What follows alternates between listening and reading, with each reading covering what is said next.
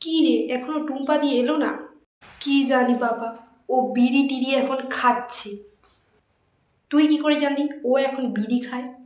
তুমি কি জানো না, আগের বার রবিবার যখন ওর বাড়িতে আড্ডা মারতে গিয়েছিলাম, গোটা বাড়িতে কি বিড়ি বিড়ি বিড়ি বিড়ি গন্ধ বাবা, সে কি গন্ধ! তাই নাকি? চুপ কর তো। তোরা কি করে জানলি ওটা টুম্পা দিয়ে খেয়েছে? মানে মানে এটাই যে ওটা তোর বর বা ছেলেও তো খেতে পারে।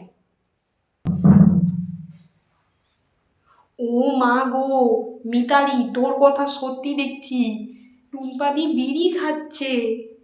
তাহলে আমি ঠিক ভেবেছিলাম, তোমরা আমাকে নিয়ে এই কথাটা বলছিলে। না না, ভুল ভাবছিস। বলতো আমি কি ভুল ভাবছি? বিড়ি খাওয়া কি অপরাধ নাকি?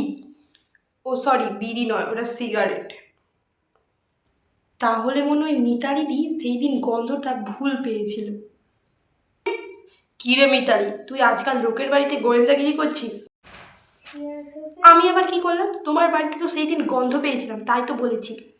চুপ কর তো তোরা, আমরা সবাই বন্ধু তো নাকি? এই সব কথা বলে আর সময় নষ্ট করিস না, আসুন কোথায় যা। আচ্ছা টুম্পাদি, তোমার কাছেই তো সব খবর, তা বলো না পাঁচুদার মেয়েটার ও, পাঁচুদার মেয়ে ওই ফুলটুসি, কি বলবো আর। ওর বাবা যে একটা নতুন ফোন কিনে দিয়েছে না, ওই ফোন দিয়েই তো ভালোবাসা প্রেম করেছে। কি বলছো দিদি? আরে হ্যাঁ, তারপর একদিন পাঁচুদা তো সব কিছু জানতে পেরে যায়।